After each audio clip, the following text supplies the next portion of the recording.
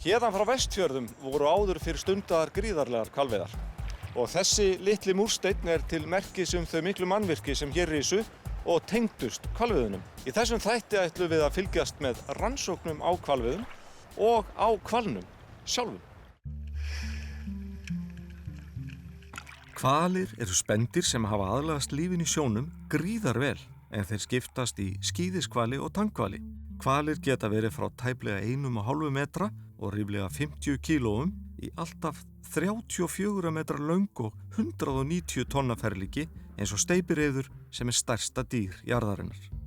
Hvalir hafa án efa verið í hafinu við Ísland í þúsundir ára, en þeir hafa verið taldir til hlunninda á Íslandi frá landnámi.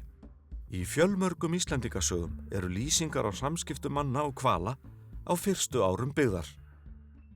Hvalir koma við sögu nokkuð snemma í íslenskum bókmenntum og það aldrei merkilegt að hvernig þetta orð hefur ratað inn í íslenska tungu hvalreki. Það einhver fengur sem að færi jafnvel óvænt og það ýmis atvik í Íslendingasögunum þar sem að verða átök vegna þess að þetta var eins og að fá bara heilt búr á land allt í einu. Til forna skipti afar miklu hvernig menn höguðu nýtingu rekans, en í lögbókinni Jónsbók frá árinu 1281 svokallaður rekabálkur þar sem meðal annars fjallað hvalreka. Það sem sérstakt við eðli rekans að það fari með hann í lögum sem réttindi eða ítök en ekki eignarrétt landeigandans. Ákvæði rekabálks hvalreka eru enn grundvöllur gildandi laga í íslensku lagasafni. Það sem ýtir frekar undir átök eða álitaefni í þessu, vegna þess að þetta voru ítök eða réttindi en ekki eignarréttindi bein, að þá voru þau gjarnan aðskilin sjávarjörðinni sjálfri. Og mjög algengt á síðari öldum að til dæmis kirkjur eignuðust réttindi í fjörum og þar með varð kirkjan svokallaður rekamaður. Og meðferð þessara réttinda getur þess vegna orðið æðiflókin og ekki síst þegar að inn í blandast deilur það hvað sé fjara, þar sé það landsvæði sem alla jafna undir sjávarborðinu en verður þó sýnilegt í stórstraumsfjöru og síðan það landsvæði sem liggur undir sjó en næst landi, svokölluð netlög. Áhersla á hvalreka Jónsbók sýnir svo ekki verður villst hversu mikilvæg auðlind hvalir hafa verið Íslendingum frá upphafi byggðar og oft hefur verið snúið að leiða til lykta deilur hvalreka. Og til að gera þetta enn flóknara og skemmtilegra, þá skiptir máli ekki bara hver rekin heldur hvernig hann ber að. Það skiptir máli hvort hann hefur verið skotinn, hrakinn á landamönnum, eða hvort hann hefur rekið upp á land af öðrum náttúrulegum ástæðum. Í Konungsskuggsjá sem norskt rit frá því miðja 13. öld fjallað ítarlega hvali, þótt nöfnin þar séu nokkuð önnur en þau sem við eigum að venjast í nútímanum. Helsta undantekning kannski búrhvalur sem heitir það sama nafni á 13. öld og í nútímanum. Steypireyður kallaður reyður, Íslands sléttbakurinn, hann kallaður hafurkitti og landreyður kallað fiskreki og þar kemur jafnframt fram að langreyðurinn mjög góður fiskur, mjög gæfur og menn eigi helst ekki að veiða langreyði. Baskar voru frumkvöðlar erlendra þjóða í hvalveiðum við Ísland. Talið að þeir hafi komið hingað snemma á 17. öld en þar á undan höfðu þeir fangað hval í Biskajaflóa við Nýfundnaland og í Norður Íshafi. Hollendingar komu svo hingað á sömu öld og urðu atkvæðamiklir og reistu hér byggingar á ströndum. Baskarnir höfðu ekki eins mikil umsvif í landi en þeir sigldu hingað á stóru móðurskipum og stunduðu veiðar á róðrabátum. Hvalveiðar á 17. öld eru öðruvísi því að þeir eru náttúrulega ekki með eins öfluga skutla, það eru handskutlar. Þá eltust þeir aðalega við hnúfubak og sléttbak. Það var eiginlega eingöngu því að hann flaut betur eftir að hann drafst. Þannig að þá höfðu þeir tíma til að draga hann inn á þessum litlu árabátum sem þeir voru með. Það var í raun einungis eitt sem rak Baskana til að sigla þessa hættulegu leið frá Biskajaflóa alla leið hingað norður undir heimskautsbaug. Lýsi er mjög verðmætur útflutningur og við getum sagt að lýsi hafi lýst upp allar borgir í Evrópu alveg frá 1600 og rafmagn fundið upp. Þannig að þetta var mjög arðbær atvinnugrein. Rannsóknir vísindamanna sýna að Íslendingar og baskneskir hvalfangarar áttu í talsverðum samskiptum. Lykillinn að þeim samskiptum var auðvitað fólginn í tungumálinu. We know that the exchanges did exist because of the Basque Icelandic glossaries that we have found. So far we found 4 of them. Some of the first ones have clearly a practical purpose. So you would have words such as parts of the whales, wine, or items of exchange. But also there are words that go well beyond just the practical purposes of trading and bartering. There's no reason to have the word for bear or for God for that matter, or for devil. Tímabili sem Baskar, Hollendingar og Englendingar eru að veiða við Ísland og á landi greinilega samkvæmt þeim rannsóknum sem ég hef gert á ströndum. Þetta alveg 50-60 ár. Menn hljóta hafa verið þeim mjög velviljaðir, leyftum að vera í landi. Það líka annars sem mikilvægt að skoða. Það áhrif þessara manna á íslenskt samfélag. Víóla Miglio segir afar mikilvægt að draga upp heildstæða mynd af samskiptum Íslendinga og Baska sem voru hvorki alfarið harðskeytt né að öllu leyti vinsamleg. After the first 2 years, so 1613 and 1614, and some of the incidents that happened, some of the local population complained to the King of Denmark, and so the King of Denmark sends an official decree saying if there's any problem with these Basques, who in any case should not be here, then you can kill on sight. Margir Íslendingar kannast við svokölluð Baska eða Spánverjavíg sem tengjast hvalveiðum Baskana hér. Haustið 1615 drápu Vestfirðingar á 4. tug baskneskra skipbrotsmanna í 2 blóðugum árásum. Það vitað af gögnum að árin áður voru erjur. Þeir að stela og það verið að stela þeim. Svo komin þarna 80 mann sem eiga ekki afturkvæm. Þannig að þeir ræna stærsta bátnum sem þarna á svæðinu og leggja undir sig æðey, hrekja bændur af búum sínum og eru taka naut og taka kindur, taka mat. Þannig að það svona einhver hugmynd bara að það verði að drepa þá, annars verði þeir til vandræða og muni bara fara ráðsendi svæðið allan veturinn. Miðað við heimildir frá Jóni lærða Guðmundsinni talið að sýslumaðurinn Ari Magnússon í Ögri hafi farið fyrir íslensku vígamönnunum. We know he was a very difficult man from local sources. He was a very ambitious man too. He was very money oriented. And so he had the brilliant idea of selling whaling permits to the Basques. He had no authority to do that, of course. Já, Ari Magnússon nú svona yfirleitt hafður sem svona einhvers konar aðalpersóna í þessu dæmi öllu saman. Ari auðvitað sýslumaður þarna. Hann yfirvald og hann jafnframt auðvasti maður á svæðinu og hans fjölskylda á þarna meira og minna miklar jarðeignir. Hafði áður greinilega verið í samskiptum við hvalveiðimenn. Og það kemur fram í bréfum að hann hafði selt þeim veiðileyfi gegn gjaldi sem hann í sjálfu sér mátti ekki. There's another rather sinister legal fact to consider, and that's the laws that had to do with shipwrecks. At that time, you were allowed to take whatever flotsam or jetsam you'd find from a shipwreck as long as there were no survivors. Then it would be legal to take whatever they could save from the shipwrecks.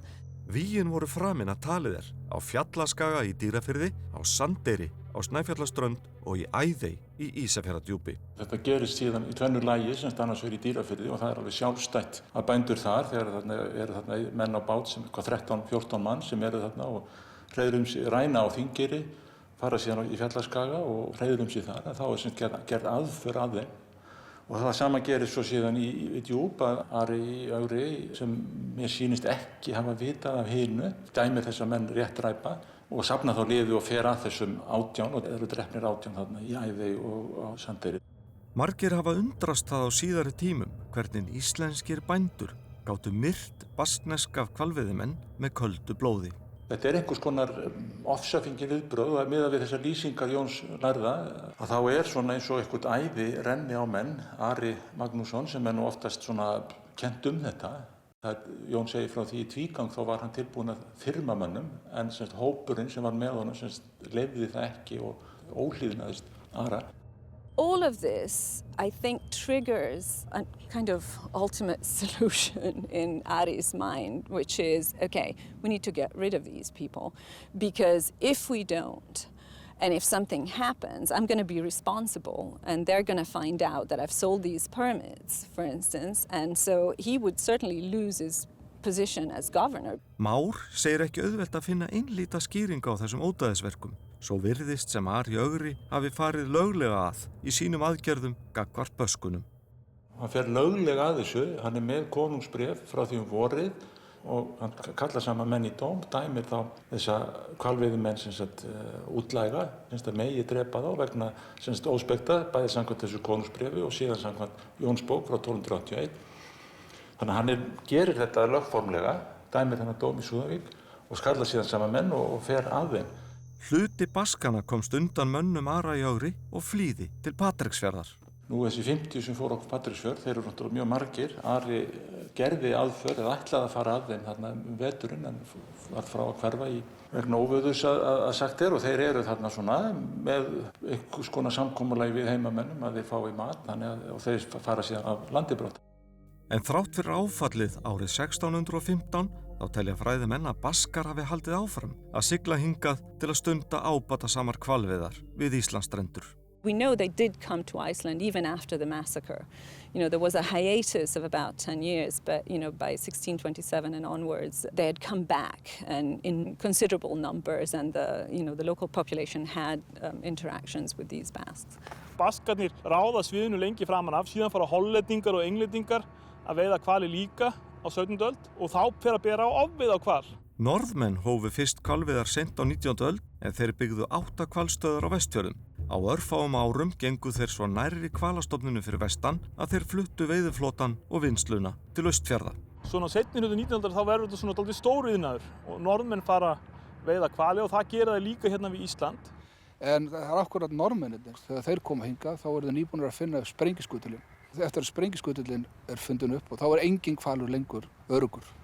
Og þetta tímabili sögu hvalveiði eftir oft kallað The Great Whale Massacre hér á Norður-Atlantshafi. Því að þeir nærri því klára alveg hvali hér við Vestfirði og við Ísland.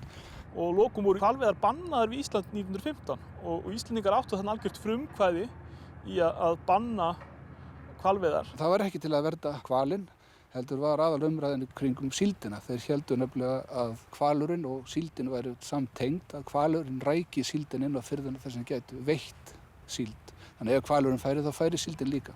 Ragnar Edvardsson og samstarfsfólk hans hefur stundað fornleifarannsóknir neðansjávar við fallnar hvalveiðistöðvar Norðmanna víða Vestfirði. Það leynist margt í djúpinu.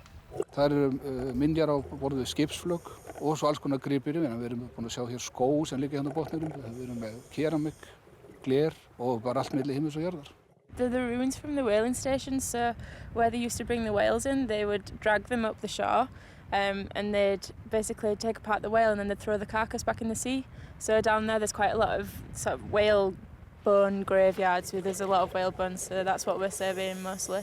Við getum sagt að hvalveiðistöðvarnar séu svona módel fyrir útgerðir sem koma síðar. Hvernig ná að reka svona fyrirtæki. Og hafði náttúrulega líka menningarlega áhrif á Íslendingu þegar Norðmennir komu með alls konar nýjungar frá Noregi, frá Evrópu. Og kemur Íslendingum inn í 20. öldina, bæði efnahagslega og jafnvel menningarlega. Það eru þó talsverðar minjar enn ofanjarðar, til dæmis á Stekkeyri í Hesteyrarfirði og á Framnesi við Dýrafjörð. Veiðar norskra hvalveiðimanna hér voru ætíð umdeildar og afköst þeirra í veiðum voru gríðarleg og á kostnað lífríkisins. Íslendingar sem urðu fyrstir allra til að vernda hval hófu svo sjálfir hvalveiðar í atvinnuskyni árið 1935. Á 20. öld þá verða svona verndunarssjónarmið miklu meira áberandi. Og síðan eru hvalveiðar strangt eftirlit með þeim og þó að það sé deilt hversu langt eigi að ganga, hvort það er til þess að banna hvalveiðar algjörlega eða hvort það megi veiða einhvern svona smávegisa hval, þá held ég allir sammála það að það megi ekki ganga langt. Árið 1986 bannaði Alþjóða hvalveiðiráðið allar hvalveiðar í atvinnuskyni en deilur hafa staðið bannið. Íslendingar hófu hvalveiðar í atvinnuskyni að nýju eftir hlé árið 2006 og stundan á hvalveiðar ásamt fáeinum öðrum þjóðum. Á síðustu árum hafa langmestar tekjur Íslendinga af hvalnum samt alls ekki tengst veiðum heldur nýlegri og gríðarlega ört vaxandi atvinnugrein hvalaskoðun. Ef einhver myndi segja við okkur yrðum að velja milli annars vegar að veiða og hins vegar að sýna hvali, þá myndum við klárlega að sýna hvalina, bara með augljósum staðröndum af því að það eru meiri tekjur sem koma inn og skapa fullt af störfum og hérna erum við akkurat ónáðið út af því að fólk í rútum og koma að skoða hvali. síðastliðið ár vitum við það að heildarfjöldi farþega fór yfir 100.000 og ef við tökum þá tölu og margföldum bara með meðalverði miða að þá eru tekjur af miðasölu eingöngu komnar yfir 800 milljónir. Og þá eigum við eftir að taka tillit til fleiri þátta eins og gistingar og veitinga og annarra þátta sem að ferðamaðurinn neytir. En aftur á móti, það skiptir ekki máli hvað er rétt og hvað er rangt, það skiptir máli í markaðsráði hvað fólki finnst og ef okkar viðskiptavinir sem eru ferðamennir, að þeim finnst að það sé rangt að veiða hvali og vil ekki koma enga út á því, þá þurfum við að hætta því. Það er einfalt. Fjölmargir óttast að hvalveiðar skaði ímynd Íslands og geti þar með dregið úr áhuga ferðamanna á að koma hingað. Það er mjög erfitt að byggja upp eina ímynd fyrir land og það er einföldun að segja að fyrst við veiðum hvali að það hætti fólk að koma. Það er ekki þannig. Þetta er bara einn af mjög mörgum þáttum í hluta af ímynd Íslands og ekki stórvægilegur að mínum mati. En ímyndin hefur ekki einungis áhrif á áhuga ferðamanna.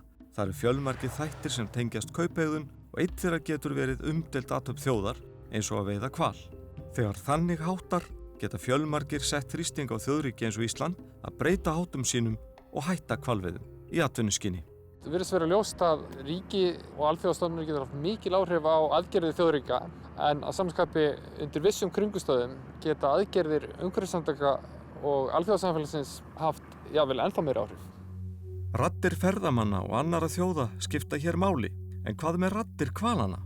Marianne Rasmussen hefur hlýtt á þær árabil í rannsóknum sínum á Húsavík. Raddirnar eru býsna merkilegar og geta verið grunnur flókinna samskipta. Sumar tegundir eins og hnúfubakar hafa samskipti með eins konar söng. Aðrar notast aftur á móti við einfalda smelli eða bergmálsmiðun sem hvalirnir nýta sér til rötunar og til að finna bráð. Vi kan så lokalisere helt præcis, hvor hvalen var, når den siger noget, eller når den giver fra sig lyd. Så hvis vi har 2 hvaler i et område for eksempel, så kan vi kigge på, hvad siger den ene på det ene tidspunkt, og hvad siger den anden. Så kan vi for første gang kigge på blåhvalers kommunikation. Og det anden del, vi kigger på, det er, hvordan så støj, hvordan det eventuelt maskerer deres kommunikation. Og en lyd, der maskerer, det er for eksempel bådstøj, men det kunne også være andre former for støj. Og så vil vi undersøge, om det enten om blåhvalerne ændrer deres signaler, eller om de ændrer adfærd, når de bliver påvirket af ydre støj. Samfara hlýnun jarðar hafa búsvæði dýra breyst og tegundum hefur fækkað. Til viðbótar því hefur ofveiði á mörgum tegundum valdið hruni. Hvalurinn hefur líklega alltaf heilla mannin sögum stærðar sinnar og lífsins í myrkum undir djúpum og jafnvel sögum óvenjulegrar greindar. Þessir þættir hafa meðal annars fært hvalinn á stall í skáldskapnum.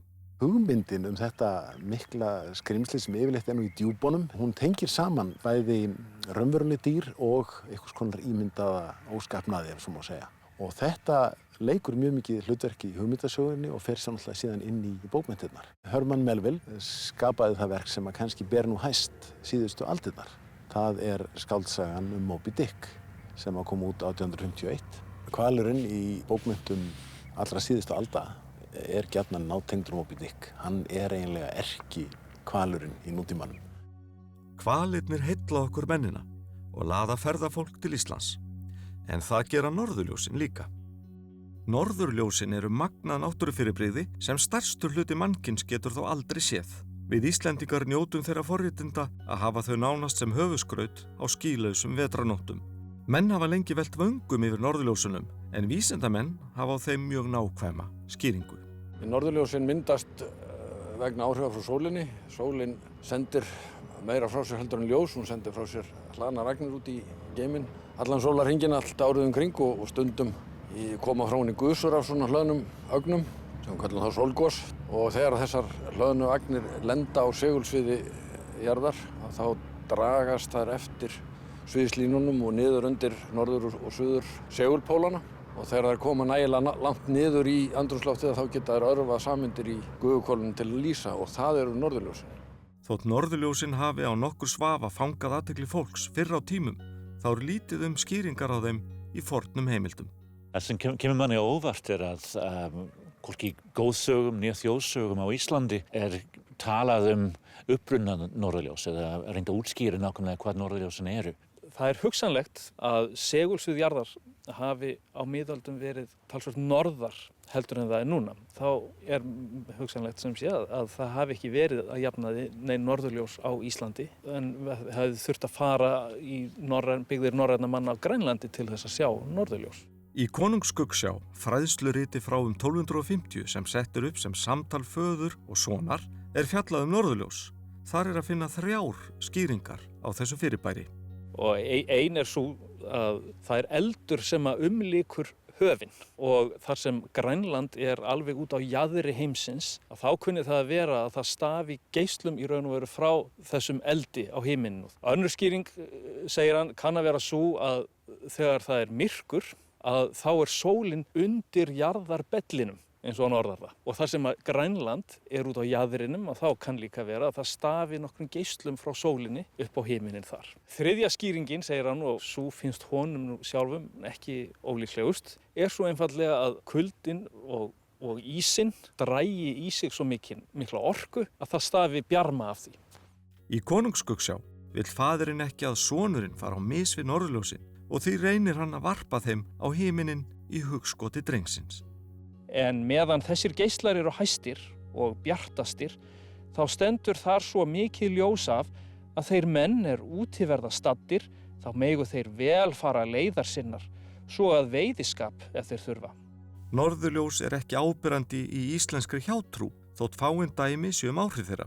Til dæmis á 18. öld að Íslendingar trúa ennþá að norðurljósin séu fyrirboðar á stríð eða náttúruhamfarir. Aftur á móti í dag oftast ef menn tala norðurljós sem fyrirboðar þá fyrst og fremst í sambandi við veður. Til dæmis á Rangárvallasýslu þá talað að ef norðurljósin á suðurhvelli þá stormur á leiðinni og ef á norðurhvelli þá þurrkur á leiðinni. Og svipuð trú til á Orkneyjum líka. Svo þjóðsaga til Einar Ben, skáld, að hann hafi gerst svo kræfur að selja norðurljósin. Margir hafa kynnt yfir þessari sögu en staðreyndin sú að í dag nákvæmlega þetta að gerast. Norðurljósin orðin söluvara. Ég held að málið sé inn í þetta að það átti enginn von á því fyrir 3 árum að ferðamenn myndu koma til Íslands að einhverju marki utan sumartímans. Og þess vegna voru menn svolítið sofandi yfir þessu. Ísland hvort tveggja í senn, óheppilegur og afburðastaður til að njóta norðurljósa. Hér því miður oft skýjað sem hindrar sýn á himinhvolfið, en þegar vel viðrar getur oft borið einstaklega vel í veiði. Við erum heppilega staðsett hér á Íslandi vegna þess að norðurljósa beltið sem eiginlega hringlaga kragi í kringum segulskautið, það liggur eiginlega bara þvert yfir Ísland. Að upplifa norðurljósin gengur svolítið mikið út á það að vera lengi í bíl, að leita norðurljósunum og standa svo úti í myrkrinu og láta sér verða kalt og bíða eftir að norðurljósin komi ef þau koma. Norðurljósin orðin gríðarlega mikilvægt aðdráttarafl, en þau afar takmörkuð auðlind. Norðurljósavirknin hangir saman við virkni sólarinnar sem fylgir það bil 11 ára reglu. Virkni sólar á niðurleið þessar mundir. Svona fljótlega eftir hámark í sólvirkninni þá verður hámark í norðurljósavirkninni. Svo fer nú að draga úr því og þegar sólin í lágmarki virkninar þá norðurljósin líka í lágmarki og það getur komið 2-3 ára tímabil þar sem nánast engin norðurljós sjást. Það verður hægt að sjá norðurljós. Þau verða kannski ekki jafn tíð, ekki jafn mikilfenglega eins og þau verið síðustu vetur, en það verður ennþá hægt að sjá norðurljós. Norðurljósin hverfult náttúrufyrirbæri. Fólk veit það. Það upplýst það. Fyrirtækin taka það fram að þau geta ekki ábyrgst að ljósin sjáist. Þannig fólk veit alveg að hverju það gengur. Ef það svo sér ljósin, þá auðvitað verður það þeim mun ánægðara því að það veit að norðurljósin óútreiknanleg. Eftir að hafa verið bæði í Finnlandi og Noregi og hér að taka þátt í norðurljósaferðum og skoða hvernig þær eru settar saman, að þá vantar kannski meira upp á að setja það faglega saman. Þannig að ferðir, og ég veit að það reyndar gert á Íslandi, að ferðir þar sem að norðurljósin koma ekki, verði samt ánægjulegar. Samfélagsmiðlar geta verið mjög öflugt markaðstæki. Komið hefur ljós að Facebook getur snaraukið áhuga fólks á norðurljósum og þannig orðið lykillinn að aukinni sölu á ferðum hingað. Ég held að sé mjög öflugt tæki af því að inn á Facebook á sér stað rafrænt umtal og það svo tegund markaðssetningar sem talin líklegust til þess að skila árangri. Það að segja að fólk að segja frá sinni norðurljósa upplifun inn á Facebook og það eru mörg ferðaþjónustufyrirtæki sem að taka myndir af gestunum í norðurljósaferðum og þau eru að gera þetta gagngert til þess að fólk fari svo inn á Facebook-síður þessara fyrirtækja og deili þessum myndum með sínu tengslanetti. Þótt norðurljósin séu núna hrein söluvara og alls ekki svo ráðgáta sem þau voru mönnum á miðöldum, þá verðum við enga síður dolfallin yfir sjónarspilinu þegar þau dansa hvað ákafast á himni. Þau eru líka lykill að því að auka áhuga ungmenna á náttúruvísindum. Geimurinn sjálfur og norðurljósin eru svona eitt af þessum tækifærum til þess að vekja undrun og áhuga nemenda á náttúrun og öllum þessum fyrirbærum sem náttúrufræðin fjallar Rannsóknir hafa sýnt að áhugi ungmenna ekkert sérstaklega mikill á náttúruvísindum yfir höfuð. En samt sér maður í gegnum önnur áhugamál unglinga, þau hafa áhuga á geimnum í gegnum tölvuleiki og bíómyndir og svoleiðis. Himingeimurinn enda ráðgáta. Fjölmargar kenningar hafa verið setta fram gerð alheimsins en þegar vikið að endimörkum hans verður enn engu svarað með óyggjandi hætti. Fornmenn pældu mikið í himinhvolfinu og í útskýringum á eðli alls leituðu þeir að einhverju handbæru úr eigin reynsluheimi. Ef við lesum goðafræðina bókstaflega, að þá himinninn hvelfing sem við erum undir, sem gerð úr hausi jötuns og jörðin gerð úr líkama þessa sama jötuns og við erum inn í þessari hvelfingu. Í norrænni goðafræði talað tréð Ask Yggdrasils sem óx í gegnum heiminn miðjan með rótum og krónu sem tengdi saman ólíkar veraldir. Askur Yggdrasils á himninum og honum lýst og hvernig ræturnar teygja sig niður fyrir sjóndeildarhringinn og ein þeirra á himni hjá guðunum. Norrænir menn til forna ekki einir að sjá heiminn í formi risatrés á himni. Mjög víða kemur upp þessu hugmynd heimstré sem túlkun á vetrarbrautinni. Ef einhver situr úti á björtum vetrarkvöldi og þú sérð stjörnuhiminn yfir þér og fer að segja þér sögur af því að á himninum sé hvítt tré sem vaxi þar yfir allt og þú horfir á vetrarbrautina og meðan þessi saga sögð þá breytir sagnalistin því sem þú sérð með berum augum í þetta tré og þú ferð að sjá einhverja staði þar sem sagan segir þér að séu þar. Já, sagnalistin geymir í sér mikinn galdur. Réttu mér norðurljósin, ég ætla að dansa við unglinginn sem heldur á stjörnunum, segir í ljóði Einars Más Guðmundssonar. Norðurljósin lýsa þannig upp fjölmörg verk skáldanna og jafnvel kveikja að heilum bókum. Skáldið Einar Benediktsson gerði þess vegna meira en að sjá söluverði norðurljósanna, hann sá í þeim óbeislaða orkuna. Hann skynjar hlutdeild sína í krafti norðurljósanna af því þau eru að einum og sama meiði, hann og norðurljósin. En það sem Einar Ben sá kannski hvað skýrast var mikilfengleg fegurðin í norðurljósunum. Veit duftsins son nokkra dýrlegri sín en drottnanna hásal í rafur loga. Sjá grundu og vog undir gullkveldum boga. Hver getur nú unað við spil og vín? Sjálf moldin hrein eins og mær við lín, mókar í haustsins vistnu rósum. Hvert sandkorn í loftsins litum skín og lækirnir kissast í silfurósum. Við útheimsins skaut allt eldur og skraut af iðandi norðurljósum. Í næsta þætti fljúgum við með margæsum og jaðrakonum, en við fylgjumst líka með konungi fuglana, íslenska hafritunum.